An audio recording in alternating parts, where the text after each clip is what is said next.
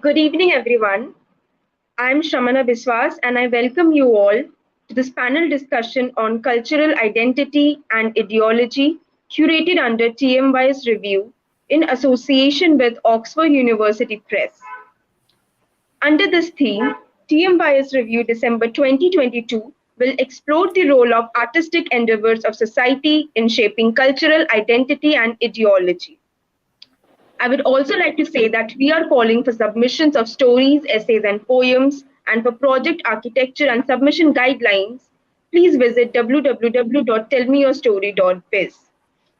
Today's topic of discussion is rendering spaces, situated women in Dramaverse. We are honored to have with us Ms. Sue Parrish, Mr. Joy Sengupta, and Ms. Titilola Dawudu as our esteemed speakers for the panel. Thank you so much for joining us. I shall now Thank quickly you. introduce our speakers. Trained as a ballet dancer, currently the artistic director of Sphinx Theatre Company since 1991, Ms. Parrish has extensive experience producing and directing fringe, repertory, and music theatre. As a producer, she has worked with plays such as Goliath by Bryony Lavery, The Snow Palace by Pam Gems, Vita and Virginia by Aileen Atkins, A Wedding Story by Bryony Lavery, and Blame by Beatrix Campbell and Judith Jones. Miss Parrish has also directed classical works by Congreve, Vanbrugh, Shakespeare, and Japanese No Theatre by Siemi and Mishima. Her new writing work includes playwrights Dario Fo, April De Angelis, Helen Sixes, Pam Gems, and Jean Rice. Miss Parrish has produced and directed a Berlin Cabaret winner of Best Cabaret 2014, Brighton Fringe Festival, and an Argus Angel for Artistic Excellence, which has toured sell out presentations since. For 3 years, Miss Parrish created Shakespeare productions with leading orchestras and conductors for the City of London Festival in the Guildhall Great Hall, such as 1997 A Midsummer Night's Dream by William Shakespeare, with music by Mendelssohn, with the Orchestra of the Age of Enlightenment, conducted by Paul Daniel, 1998 The Tempest by William Shakespeare, with music by Purcell and contemporaries, with the Orchestra of the Musicians of the Globe, conducted by Philip Pickett, 2000 Hamlet by William Shakespeare, with music by Tchaikovsky, Prokofiev, and Shostakovich, with the Academy of St. Martin's in the Fields conducted by Sir Neville Mariner. Miss Parrish produced the Glass Ceiling Feminist Conferences at the National Theatre for 10 years from 1991 and Women's Centre Stage Festival at the National Theatre in 2015, in which 24 theatre pieces were performed by 73 actors and drew 1,000 people through the door, and at Hampstead Theatre in 2017. Miss Parrish was a founding member of the Conference of Women Theatre Directors and Administrators in 1979 and the Women's Playhouse Trust in 1982, and has remained involved in developing the feminist dialogue in theatre. In 2009, she produced the first of four Sphinx BAMs, Vixens, and Feminists conferences in the Olivia Theatre at the National Theatre, followed by the Young Vic in 2010, the South Bank in 2011, and West Yorkshire Playhouse in 2012.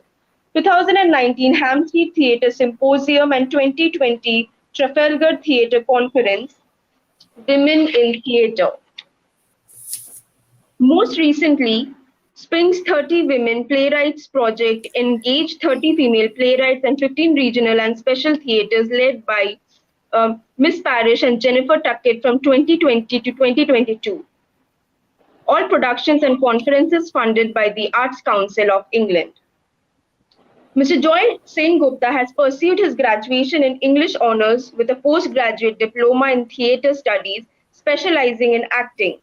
He has worked under legendary directors like Ibrahim Alkazi, Habib Tanveer, Sardar Hashmi, M.K. Raina, Barry John, Lilith Dubey, Firoz Abbas Khan, and many more.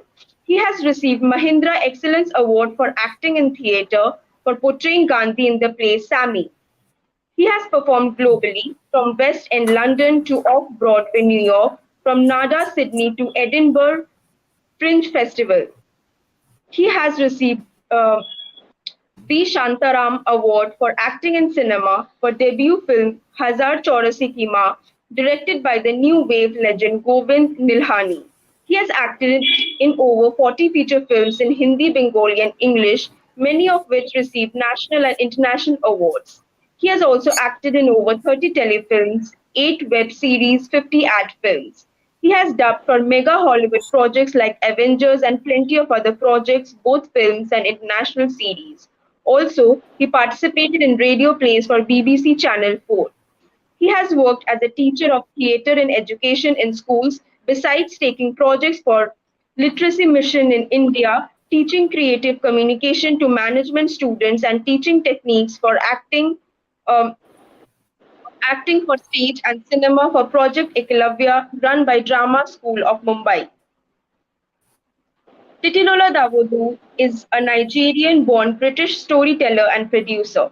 Her work spans across arts and cultural, charity and youth sectors in which she enables Black people, specifically Black women and people from the global diaspora, to thrive and show up as themselves. She is a multi-hyphenate creative writer, producer and anti-racism and organizational development consultant. She is the co-creator and editor of Hear Me Now audition monologues for actors of color.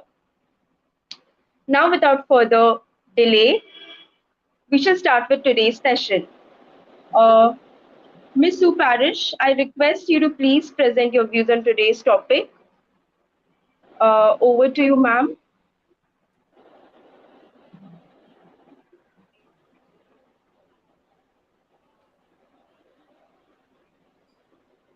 Uh, ma'am, uh, ma'am, can you please present your views on today's topic?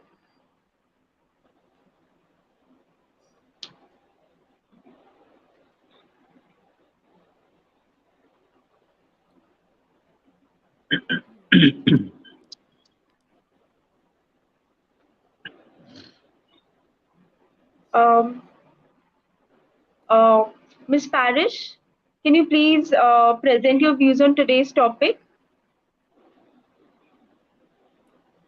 Sorry, I've been having trouble. The connectivity problem. Down.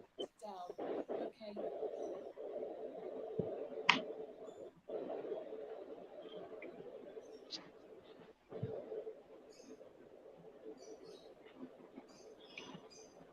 Right. Sorry, have you, what was your question, Shramana? Ma'am, I just asked you to speak on today's topic, ma'am. Right, fine, I'm with you, sorry. I was having trouble with the internet, I guess. Thank you very much for asking me. It's great to be here. It's lovely to see my partners in crime up there ready to speak. So I will try not to take up too much time, but I need to explain that I'm artistic director of Sleeps Theatre. It's the longest established feminist company, founded in 1975 as the Women's Theatre Group and relaunched Sphinx in 1990.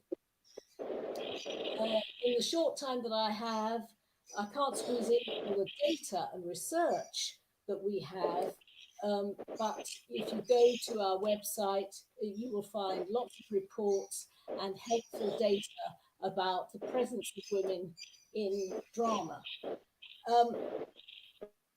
I have to do a bit of history here, so that there's a context for what I'm going to talk about.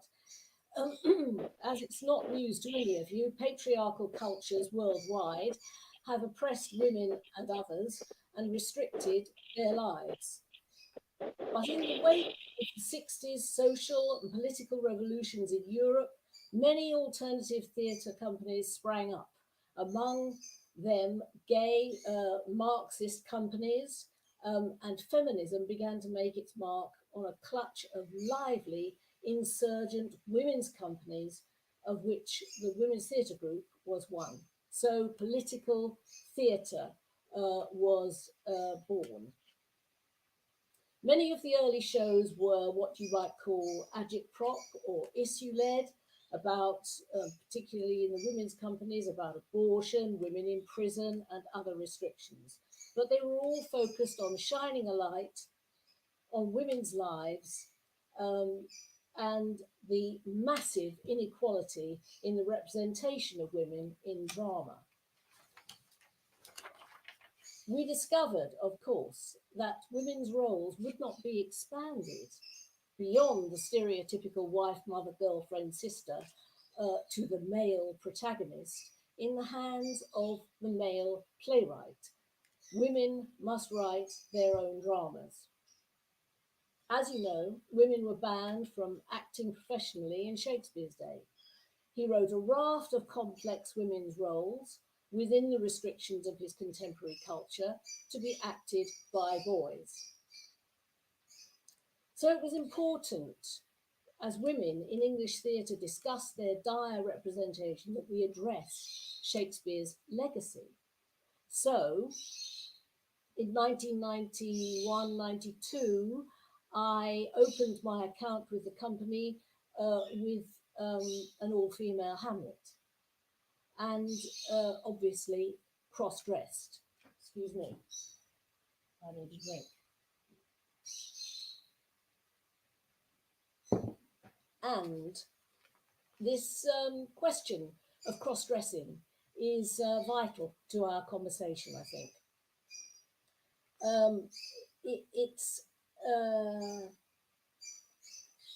It has some problems and some pluses. Our most famous play is Playhouse Creatures by April De Angelis, which was produced in 1993 and charted the entry of women onto the English stages, and it became a worldwide success. Shakespeare is the founder of our tradition, so he is our touchstone, and we look to develop women's roles somehow out of his representation. Now, my strategy for expanding the roles of women and for creating a space for female artists to explore their creativity was to focus on a more epic genre of theatre and to look for the female protagonist. This necessitated looking for, as I say, a more epic field, because naturalistic dramas tend to reinforce the stereotypes. You write a naturalistic drama, as in soap operas, you will get the woman playing what is plausible in their social context, and therefore you can never grow beyond it. So what I'm looking for in any female character in plays that I want to produce or the writers that I'm working with, I'm looking for three very important things that the actresses will want to work on. And those are authority, authenticity, and autonomy. So those are three words that are very, very important when you're creating female characters. I'm proud that many of our writers who started their careers with us, like Timberlake, Worton Baker, Bryony Lavery, April De Angelis, and others, have gone on to brilliant careers in theatre and TV. And our current project is to bring on the next generation in partnership with UK theatres. Now, this has not been an easy struggle, particularly with our funding body, with the Arts Council. We have been campaigning on women's behalf for the last 30 years, and to get the adequate resources and support and funding support that we need. So, for example, when I did my all-female Hamlet in 1991, 92, we had 3.5 weeks rehearsal. And this brings me to the point about looking at cross-dressing as a way of addressing women's, increasing women's roles. The point about cross-dressing is that it's transvestalism. You need to do, as I discovered, you need to do a lot of work on unpicking your femininity, the actor's femininity, and addressing what's in the role which hallmarks it as a male. And there are now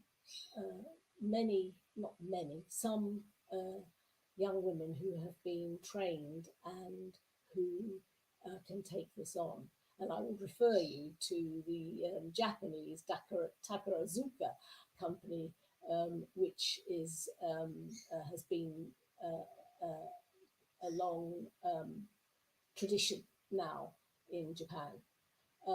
Okay, I'll stop now, and you can ask me questions. Thank you so much, ma'am. That was an amazing presentation, and thank you so much for sharing your experience as an artistic director, and also your experience with dealing with theater practitioner. I found it especially interesting how you were talking about cross dressing and the way for the actresses. For them to unpicking their feminism in a sense. I found that very interesting. Thank you so much, ma'am. I would now request our next speaker, Mr. Joy Sengupta. Sir, please share your views on today's topic. Coming from India and Indian society with a very, very long, ancient lineage of arts and ideas, we had what you call a theory or a vision document on performing arts written almost in 5th century, which we call Natya Shastra, which is based on the various idioms of emotions. You know, so the basis of performing arts in India runs as old and as deep as any other cultural ethos. And performing arts was given a very high value from ancient times, where the theory of rasa, which is the theory of emotions, was used even in schools, the ancient school system, where students were taught the nuances of performing arts in order to be able to regulate their emotion, control their emotion, regulate their emotion, and create a better, more balanced being in society. So that has been a very salient feature in ancient Indian culture. Yet, along with that runs the dichotomy or the contradiction of our society, where deep feudal and highly conservative value system, completely running under the what should I say, the directorship of the clergy class of India from the ancient times, made created deep divisions in society, which so each component of society served each utility in society. And therefore, the education system, as we know it, the structured education system, the Gurukul system, was limited to only certain classes in India in ancient times. The upper caste, as we call it in India, the upper class. It was only related to them. About 11% people could actually delve into what we know as the creamy education layer, and rest of the people were denied the structured or the more divine education, because education was looked at as a divine source of knowledge. They were denied that. Along with that denial was the denial to women to participate in most forums of society, including art and culture. Art and culture was completely relegated to male-centric domination. And so women were deprived of school education, Gurukul education from ancient time. They were deprived of performing arts too. And over a period of time, come when the medieval period came, many women were co-opted into performing arts, but that was basically for the entertainment of the courtly class. So these women were called the courtesans who would perform in courts. And this is, I'm talking about the latter medieval period, around 15th, 16th century, where they would be performing in courts for the regalement of the ruling elite. And so they were not really looked at very seriously, or they were not regarded as performing artists as such, but as those who would be entertaining them, and the entertainment would cross over to various other forms, of course, including subtle flesh trade, as we call it. And that subcaste of our society was the woman, the performing woman who was performing in the courts. But she was following her performing arts very diligently, very academically and educatively from, say, age 3 or 4. She would be training in the nuances of dance, drama, music, everything to go on to blossom into a all-round performing artist by the time she's 14 or 15. Where so her focus on the finery and the detailness of her craft and art was absolute. She wouldn't cheat on those aspects, even if it was for the entertainment of a certain class of people, you know. And over a period of time, there was a tremendous amount of respect for this specific art and craft displayed by the women who were called the courtesans. There was a tremendous amount of respect, and there was a tremendous amount of what should I say, following that grew up. There are certain courtesans who had wide following in society. They would write poetry. They would actually compose their own songs, or to which they would actually dance, create a dance drama for the elite. So they were the creators of that particular form, and they got the due respect, but of course they didn't get any social acceptance, wider social acceptance. As I said, the Indian society was deeply divided. The masses were kept away from the courts, and court was relegated to certain caste of people, certain class of people, and therefore it remained relegated to that part of Indian society. In the traditional dramas which happened in the rural belt, and India was mostly rural at that time, which were and deeply feudal. All parts, male and female, were performed by male artists, including the Ramayana, the Ram Leela, as we call it, which was being performed. All the female parts were performed by male over there, and the male. So, as in Europe, also at that period of time, of course, the female participation in the mainstream performing arts space or the urban art space actually began in modern times, around 19th century. And funnily enough, it happened with the advent of colonialism and imperialism. As colonialism and imperialism made its entry into India through the British, French, Portuguese colonialists, so came in modern ideas of man, enlightenment, performing arts, the modern form of arts and ideas and stuff crept into the Indian society, which reignited this debate about, uh, eliminating these subcastes in society, eliminating this domination, oppression of certain sections of society, culturally also. But along with the British invasion of India came in the Victorian value system. The Victorian value system was deeply, deeply conservative. And this deeply conservative Victorian value system penetrated the Indian middle class psyche, because middle class India was a creation of the British, because they wanted to govern India through a particular class who would understand their laws, bylaws, and their culture and govern the rest of India. So this middle class was educated in English way of life, English form of life, English way of thinking, European way of thinking, etc., etc. And got they absorbed the Victorian values also. So that conservatism came into them also. Rest of India, as I said, had the religious conservatism dominating them, but the middle class got the Victorian values dominating them. But from this middle class emerged certain personalities whom we call reformers, the social reformers, the cultural reformers, and political reformers, and that happened in 19th century. So there was a massive movement that swept all over India and different parts of India, both in south, west, east, because India, as you know, is like a continent. It's called a subcontinent. So it's not India is almost like an amalgamation of many nations, many languages, many culture. It is very difficult to understand this complexity from a simplistic prism of culture. But this reformation swept all over India culturally also. There was tremendous impetus given to education of girl child, education of women in 19th century India. Many reformers, those who came from the religious conservative class also started preaching and teaching this reformation. And funnily enough, the source of this reformation started from the British capital in India, which is Calcutta.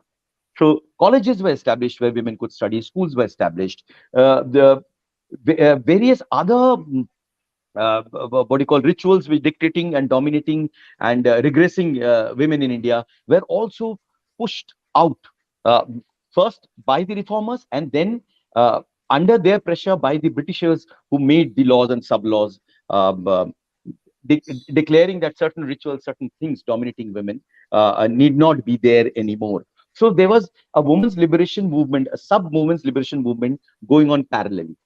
There was also a liberation movement of the lower caste going on in India same time.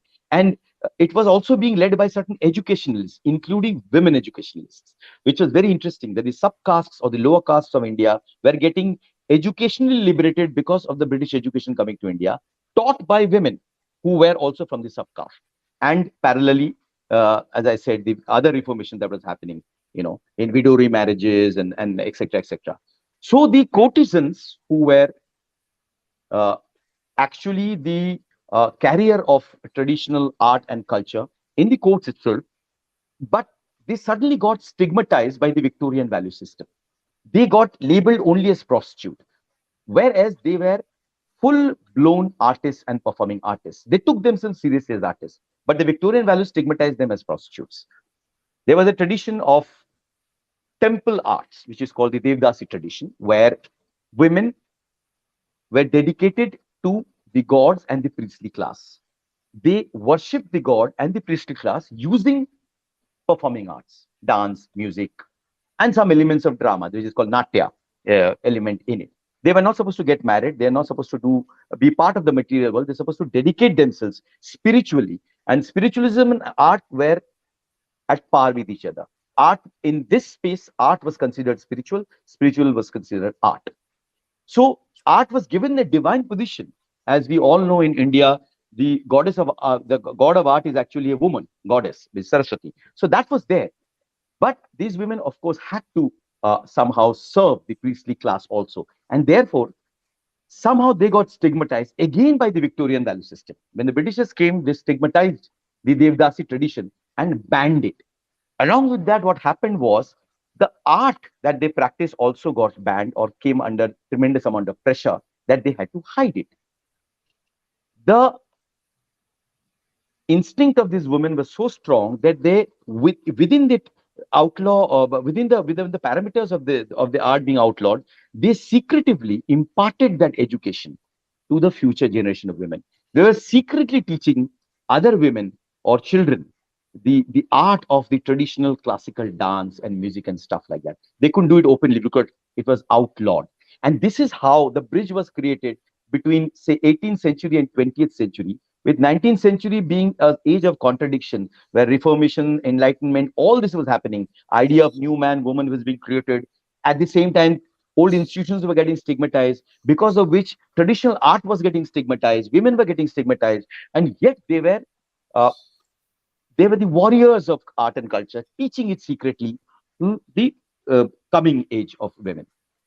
In 20th century started a theater revolution in India, urban theater revolution in India. The concept of urban theater emerged actually late 19th century, early 20th century India, and participation of women saw its first entry. But who were the first participants of women? The middle class, which was Victorian values steeped, would not allow their girls to step on stage because they considered dancing and singing as amoral, stigmatic. Because Devdasis did that, because courtesans did that. So they wouldn't allow them to do that. So who stepped in the stage? The former courtesans, who were called tawaifs. They came on stage and they became performer. And they became extremely popular. extremely popular amongst what we call the Babu class, the educated class who actually frequented theater, spent money, and watched these women performing immortal characters and roles. Many a play at that time was written by India's most precious son of art and culture, Rabindranath Tagore. You know, he wrote certain mythologies, turned certain mythologies into dance dramas, and they were performed by women.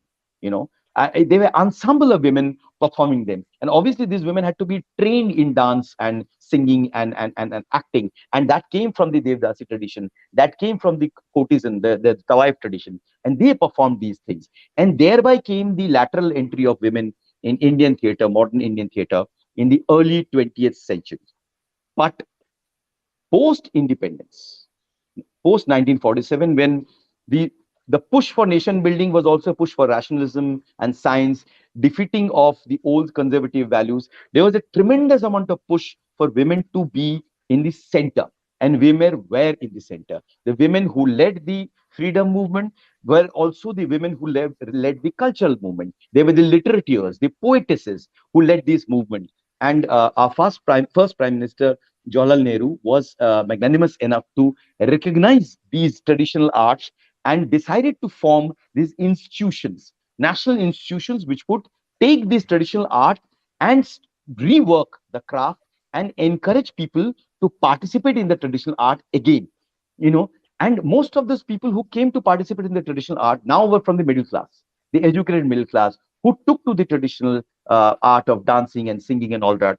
And through these kendras like Sangeet Natak Academy and Shriram Bharatiya Kala Kendra, Kathak Kendra, etc., etc., people, women, girls from middle class, educated homes were now taking to traditional dance, and now they were dancing on stage. Now they were performing on stage, and now they were touring internationally, and they were taking Indian art and culture. In fact, Indian women became the face and body of Indian performing arts, or rather, the Natya Shastra tradition.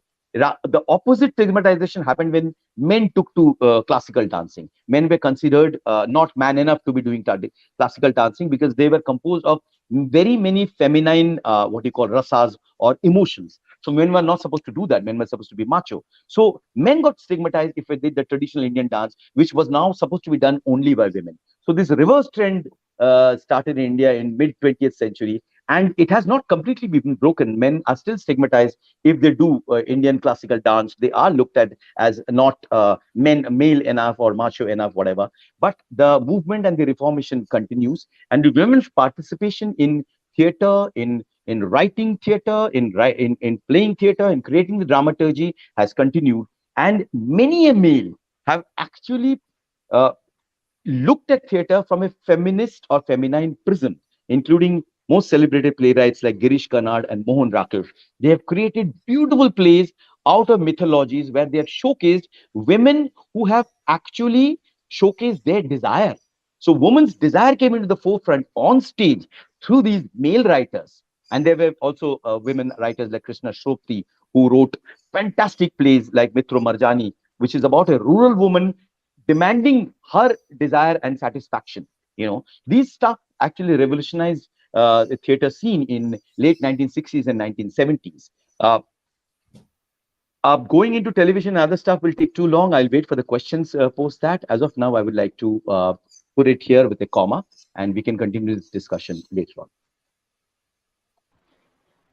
Thank you so much, sir. It was very enlightening, especially the way you started right from Natya Shastra to this very contemporary age. And especially when you talked about the colonial period, the emergence of the Victorian morality, I think it was very good in the sense uh, that what you said, that the women's ethical codes and the dominant virtues, like they were branded upon women, and the dominant virtues, they were actually revolved around them staying obscure from the society. So that is why they practiced traditions like ghunta, parda, and what you said about Dalit women or untouchable women or even courtesans and devdasis. they were actually considered as women who are not moral enough because they were exposing themselves to the male gaze as per. So yes, it was a very interesting conversation. Thank you so much, sir. I would request our next speaker, Ms. Titilola Dawudu. Ma'am, can you please present your views on today's topic? Thank you very much, Mana. I love hearing Sue talk. I've known Sue's career for such a long time, and it's really a pleasure to share this with you. I'm a fan, Sue. Girl fanning here. And Joy, I've never actually heard what you spoke about. So I found it really, really fascinating actually. And I'm going to Google away after this. I actually found it quite fascinating. So thank you. Thank you both. Just before I start, I'd just like to caveat it. As many of us, are at home, I am with my sister's family, so you may hear children playing in the background. So just let you know that I have a 1-year-old nephew, so you may hear that. Hi, I'm Titilola Dawudu. I work in the theatre and the arts industry in the UK, and I'm a writer and producer primarily. I'm here today as a storyteller. I'm speaking, of course, from the lens of a Black woman because I'm a Black woman.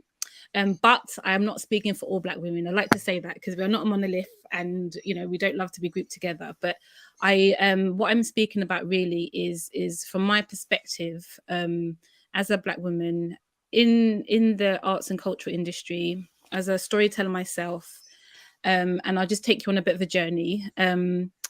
I have actually quite privileged. I've always known that I've wanted to write stories at an early age.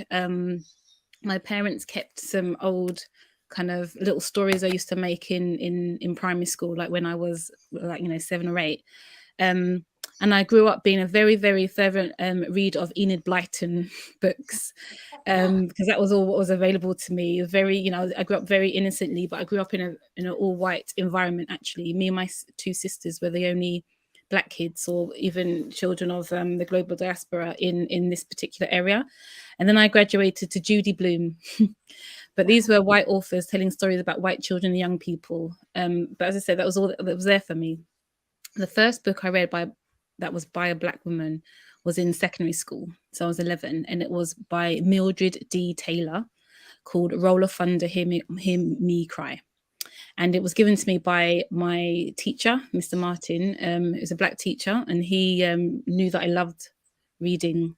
I'd get lost in words, and he was like, I want to help you. So actually, he would also give me books from his own library.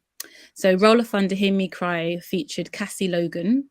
She was the first Black girl I read about. I didn't identify with her at first because the book is set in America, in rural Mississippi, during a time that actually I was just learning about. But I actually eventually saw through that and really identified with her as a young girl and her relationship with her 3 brothers and her parents. I started my career in factual storytelling. So I at uni, I did journalism, and I wanted to be a documentarian. Then I started at a morning breakfast show, quite a popular one over in the UK. And I started out as what we call a runner. So I was making teas and coffees, printing out scripts. It was a thankless job. It was quite tough, but you cut your teeth and you learn loads. Then this began my professional career and my professional journey as a storyteller, actually. And as I climbed up the ranks, I saw how women were represented, portrayed, and talked about in the media. How a news editor, always white male, would decide how we were to report on a story, what angle we were going to take. For example, how a famous storyteller would commit adultery, but it was his wife that would end up turning out so negatively. She was apparently the sole reason for why her husband cheated with her on a fan. Or 2 successful female singers pitted against each other, the editor deciding that, we got to hate one of them. Surely one of them must be jealous. And that's what we decided the story we would tell. Fast forward to now, and we're seeing this played out time and time again. For example, the press and the media deciding how we should view Meghan Markle. That's a whole other topic that we don't need to go into today. Women in storytelling has had a patriarchal, misogynistic, colonial, narrow-minded, and unintersectional, if that's a word, view for a very, very long time, in my opinion. As a storyteller, I use my imagination and creativity to show my audience a world in which I inhabit, much similar to my own. And I want to show them love, pain, silliness, bravery, courage, family, ambition from the lens of a Black woman. I often think that, ironically, there's a failure of imagination when it comes to storytelling in the UK.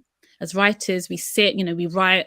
If we're fortunate enough to get a commission, we hope that the group of people we then have to take our words and make it come alive on stage will honour the story, the character, and the heart and soul of it. And I'm not necessarily a stats and facts person, and I can't give you hard figures, mainly because there's not lots around from a UK lens, especially when it comes to women of colour. I can give you a viewpoint from someone who has lived experience of what this actual theme of this talk and this panel is about. How do we situate women in Dramaverse? And what I'm specifically talking about is Black, South Asian, Southeast Asian, East Asian, Middle Eastern and North African women as writers, storytellers, actors, characters in stories, creators, makers, authors, etc. And if we think about the chain in which stories get told onto the stage and screen, think about who funds or commissions these stories, then who creates, edits, or dramaturgs these stories, then who markets, writes, and talk about these stories, then who watches these stories, and then who reviews these stories. An example is in the literary world. I was told by a senior editor that as a Black or ethnically diverse writer, first of all, I mean, like with anybody, you have to convince an agent to represent you. You will then they will work hard to find you a publisher. However, it can all fall down if the marketing team of that publishing house decides that they cannot market your story because they don't understand it. And I've had this happen to me. It was too niche. They didn't know. So I got as far as having publishers, an agent interested in my writing, a publisher interested in the story, but the marketing team were just, we don't know how to market this. This is too niche for us. And as we know, the business of books right now is so commercial. But in this particular story, it was actually about a story about the main protagonist had a miscarriage. A very, very extremely identifiable story. The protagonist just happened to have a Nigerian name. And I know this is the same for many art forms. This is why a lot of plays written by Black women, for example, or plays that feature a storyline about Black women, the Black female character has gone through a lot of trauma. This is a very common trope over in the UK. The failure of imagination here is that the artistic directors or dramaturgs or marketeers or literary departments can often associate trauma with Black women. Most of the time, I like to spend my money in the theatre watching plays written by Black women. It's really important to me that I'm supporting. And so I saw quite a lot of them in quite a lot of the major theatres over in the UK. And I was seeing Black female identifying bodies on stage being misunderstood, stripped, and oftentimes laughed at. I saw a really amazing play which won lots of awards called 7 Methods of Killing Kylie Jenner by Jasmine Lee Jones in London, which explores cultural appropriation, queerness, friendship, and the ownership of Black bodies online and in real life. I saw non-Black audience members laugh at parts where laughter was not supposed to be. And yes, it could have been an uncomfortable laughter, but their uncomfortability that echoed long after the scene was over stayed with me. And I wondered what they would tell their friends about the play that they had seen. How would their conversations have gone? How would they have described what they saw? I think about that a lot. Storytelling in the UK still needs to understand nuance and intersectionality. A play about a South Asian Muslim gay woman was negatively criticised by a white male reviewer because he thought the story was unrealistic and would never happen. However, the playwright was a South Asian Muslim gay woman. But her play was not a story for him. But he decided that it was unrealistic and it would never happen. In the UK, we have had great success with stories written by Black, South Asian, Southeast Asian, East Asian, Middle Eastern and North African writers. But our work is still considered risky. Yet, time and time again, we sell out to audiences and art spaces, we win awards and we get recommissioned. If we think about the future of storytelling, what is emerging are the likes of Michaela Cole, who many, many people know. She started out in theatre with Chewing Gum Dreams, as now is a multi-award winning actor and writer across many platforms. The only stat I do know, women make up just 16% of screenwriters in British film. And this is an example, moving away from theatre slightly. And the figures, of course, are lower from Black and culturally and ethnically diverse writers, female writers. But if we take a closer look at Michaela Cole's work, one of her most famous ones, I May Destroy You, why was it so watched amongst so many viewers? And I think, firstly, of course, it was very well written, but also because it straddles both race and gender. It was told through the eyes of a Black British woman with a predominantly Black cast, and it was about being a woman experiencing sexual violence, something that 1 in 4 women have had happen to them, according to Race Crisis England and Wales, and unfortunately something that Michaela Cole went through herself. I May Destroy You proved that a story by a Black woman has been watched, awarded, and has been viewed as, and I quote, "It's rare that you see a Black woman writing, directing, and starring in their own TV show centered around the trauma she experienced. This was something new, something all its revolutionary own." Revolutionary is what has been described about this piece of work. There are so many writers of colour who are women that write about a personal experience. Mine, for example, my first play that I wrote was called Down Hair, and it was about my lived experience of being in care in a white family and being seen white people's hair grow kind of like down. And my hair is my natural Afro hair I saw grew up. We write these stories because, one, they're good, they're interesting, but mainly because they haven't been written yet. We haven't seen them or heard them or experienced them. They're not out there yet. But these stories are identifiable. They don't give an unrealistic skewed trope or portrayal. When I first started talking about Down Hair and people saw it, so many Black women identify with my character. So many other types of women identify with my character because my character wanted to be seen and wanted to be visible, question their culture, etc. And as a lot of us do who are from the UK, we look to our American counterparts. We look at Issa Rae, Janet Mock, Nia DaCosta, Chloe Zhao, Mindy Kaling, Jenny Han, Quinta Brunson, etc., etc. And these women are called boundary pushers, like Michaela Cole's being revolutionary. Why? Why is our stories boundary pushing and revolutionary? Because it's still, and I'm coming from an Octavia Butler standpoint, science fiction, that these women are writing these kinds of stories. But you know what? I'm glad we have our American sisters and women to watch, admire, and emulate. And what I'm excited about is that the Black, South Asian, Southeast Asian, East Asian, Middle Eastern, and North African storytellers who are women from the UK are telling stories right here where they live in their communities. Apart from Michaela Cole, we have Bola Agbaji, Laura Sakira, Ambry Razia, Yolanda Mercy, Amy Ng, Anna Nguyen, Afsana Gray, Hannah Khalil, and so many more that I haven't mentioned. So many more. And I'm also excited about the collective storytelling that we have. We have Blacktress, a grassroots network and support group for self-defined Black women across actors of the African diaspora. Marwa Theatre, the UK's first all-Black, all-female Shakespeare company representing women of the African diaspora. Rising Waves, who nurture the next wave of British East and Southeast Asian artists and creatives. And also what I've been doing, Hear Me Now, a series initiated introducing new monologues, scripts and stories and conversation to the UK and arts canon for Black, South Asian, Southeast Asian, East Asian, Middle Eastern and North African creatives, and so many more.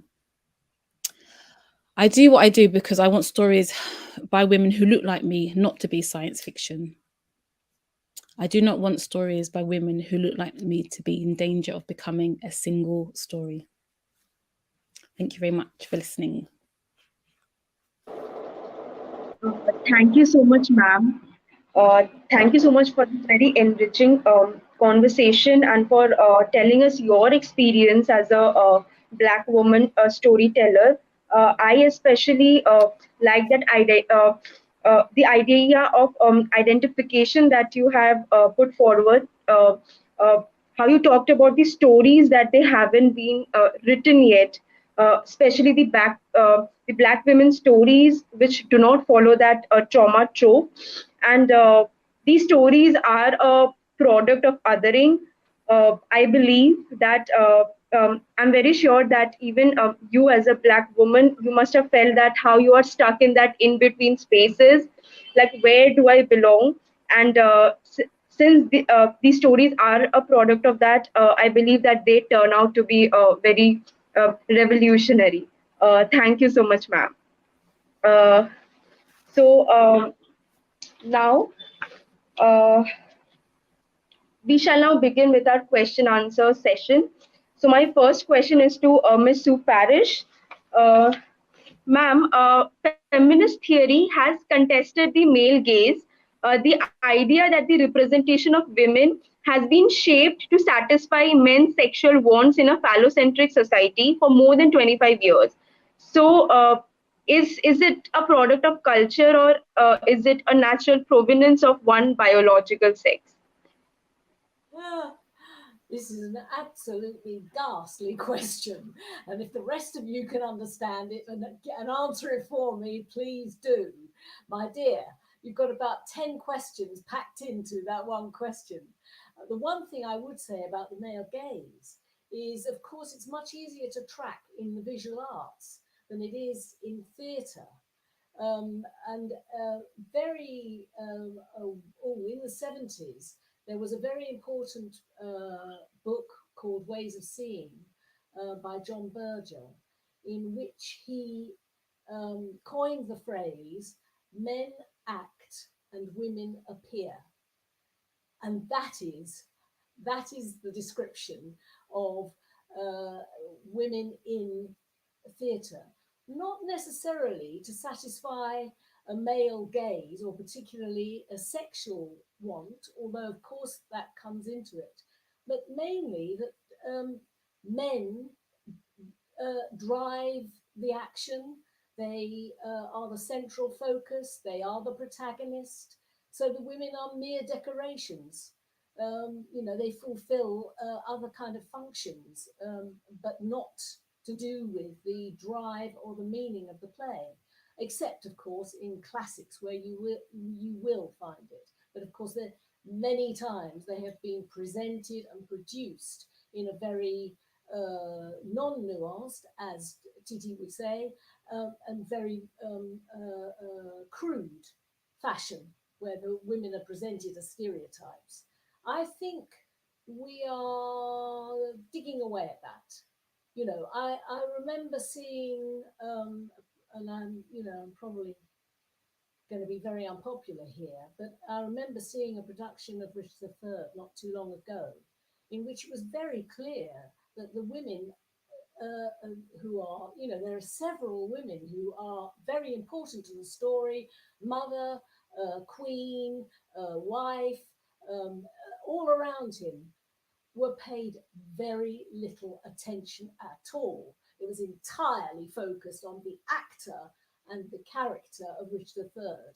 And I was so angry because I felt for those women on stage who, really had no account. So I would say that it's a complicated thing you're talking about there. I don't think male gaze is quite right for thinking about drama, but it has its part to play.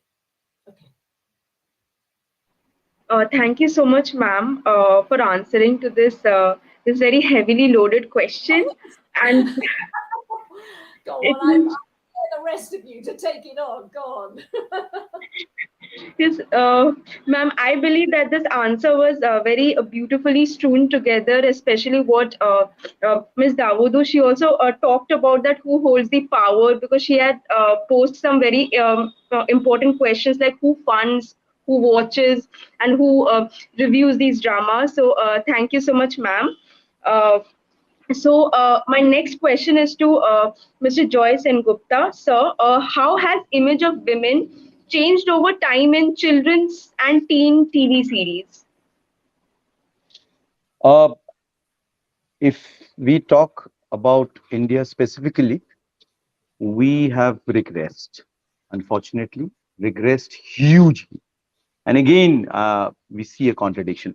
When so-called fiction started in India, in Indian television with the 80s. Before that, we didn't have fiction in Indian television. We mostly had documentaries and non-fiction programs.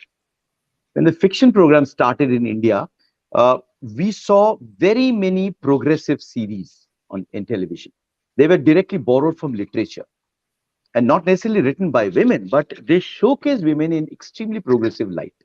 They showcase women in within the social reality of India, which itself is progressive. If you are focusing on the existing social reality and portraying it in sometimes in new realistic style, it is progressive. Then in 1990s, the economy of India got liberalized, opened up.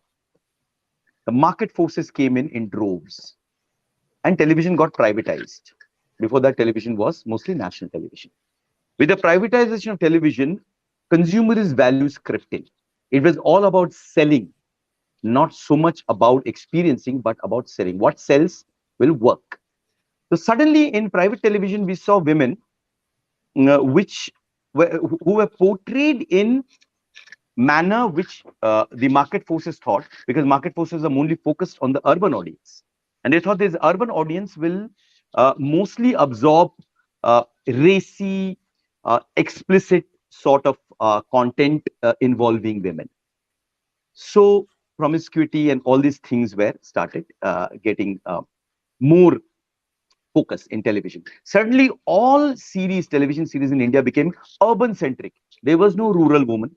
There was no semi-rural, semi-urban woman. There was no working woman, struggling woman. They were all women who were moving around in luxury and in exclusive sort of space in society. And they were indulging in extramarital affairs, etc., etc. That became the prime focus to some extent.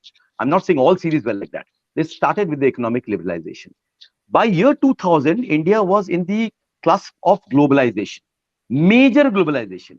And when globalization swept India all around, I think the middle class somehow, a section of middle class, uh, somehow withdrew into some sort of a conservative shell.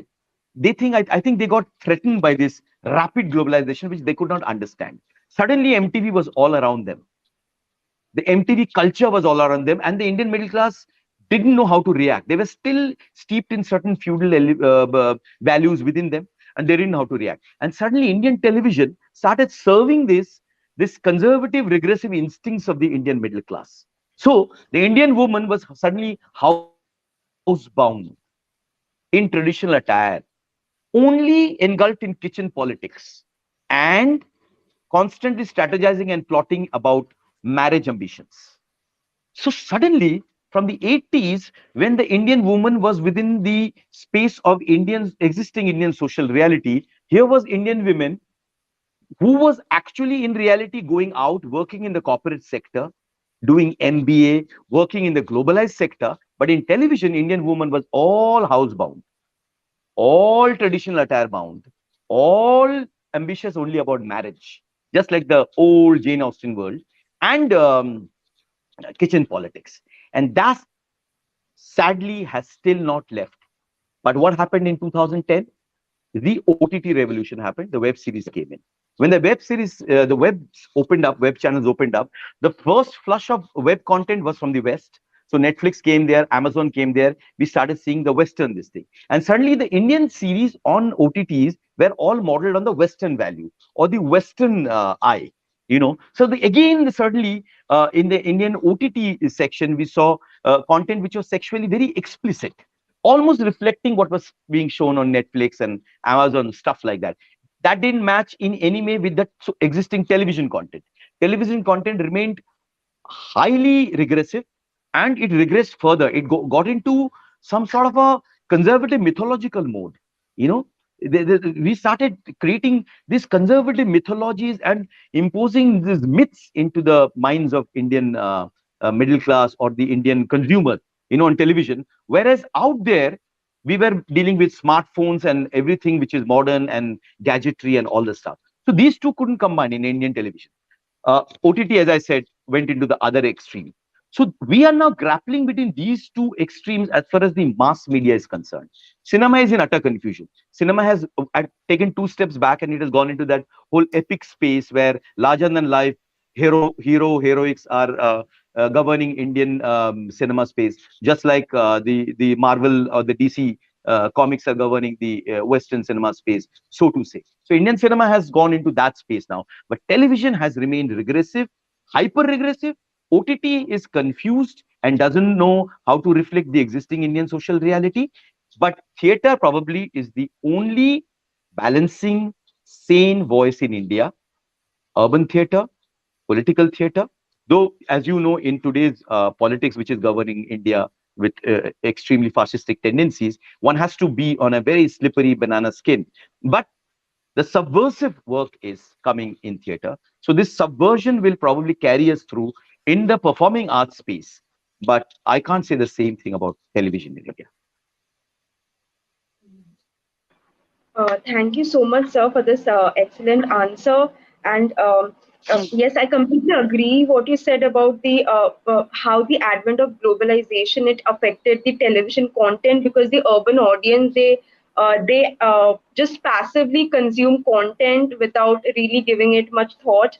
And uh, and thank you so much, sir, for answering. Now I would uh, move to our next speaker, Ms. Titilola Dawudu, ma'am. My next question to you is that do you feel that double subjugation is pervasive within the performative spaces experienced by Black women dramatists or actors?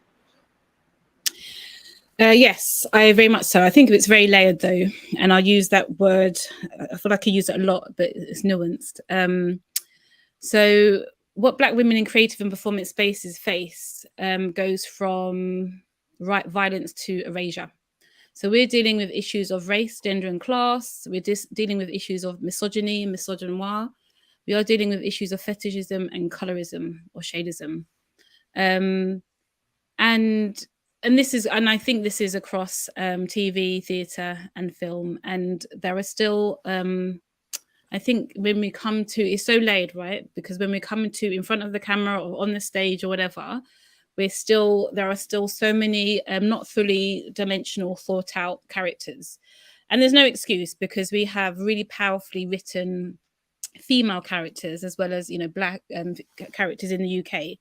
With like I May Destroy You, as I mentioned, there's a great BBC drama called Industry.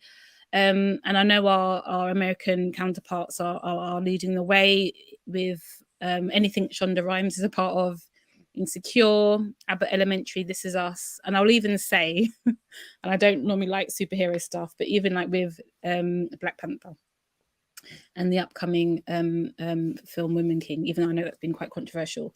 And if we think about behind the camera, or in rehearsal rooms, creators, writers, I think there's very real. It's really real that Black women can be erased. Absolutely, I think a lot of the work that I do. With the different collectives I'm involved with, like Black Women in Theatre, we in July 2019 we gathered together over 250 Black women that worked in the theatre across the UK, and we took a huge photograph of us on the Globe stage, a very iconic stage, and it was hashtag We Are Visible. There are so many times, and I've had this personally, where I wrote a short play and it was a Black female character, and the team that I then handed over my work to said that they couldn't find a Black actor and a white actor was cast. And that was only a few years ago. So that happens. The erasure, the just absurdity of saying to me in London as well, but still, that they couldn't find a Black female actor to play this part. And yes, so it's very much that as you enter a space, you are thinking about your safety. You're thinking about, am I going to thrive in this space? What harm is going to be caused?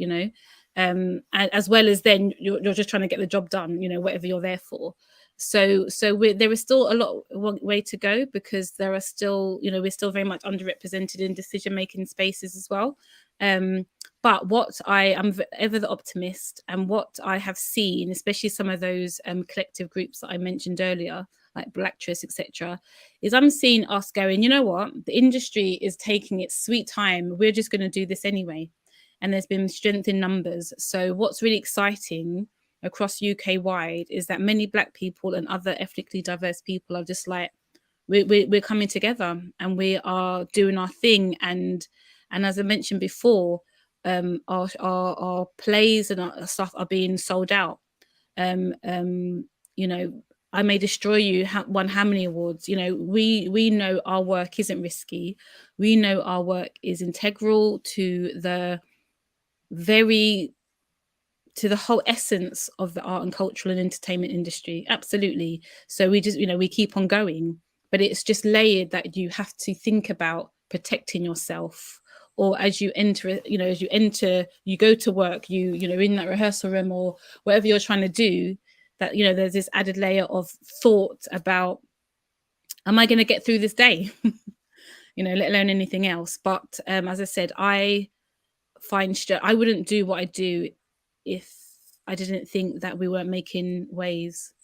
And it's ebbs and flow, right? Sometimes it's like these gigantic things that open up, and I salute people like Michaela Coe. I speak about her often because, you know, yes, there are so many writers equally as talented as her, and sometimes it feels like, you know, she's the poster child for all, you know, Black women and Black stories.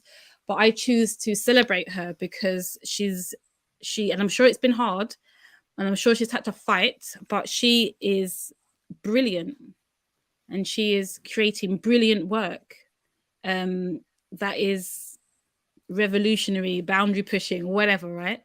Soon it will be called brilliant work without having to be revolutionary. It will be brilliant work, you know, and she'll be a writer, not necessarily a Black writer, but yeah, we are not stopping, and I love that. Thank you so much, ma'am, for answering to this question. And yes, the way you talked about this desire for visibility, but within a safe space, it definitely made this question as well as this answer a very layered one. Thank you so much, ma'am. With this, now we come to the end of today's session. I would once again like to say that we are calling for submissions of stories, essays, and poems, and the project architecture and submission guidelines. Please visit www.tellmeyourstory.biz. I extend a heartfelt thank you to Ms. Sue Parrish, Ms. Titilola Dawudu, and Mr. Joy Sengupta for this wonderful and remarkable session. Thank you so much for joining us. Thank you. Thank you for having us. Thank you. Bye.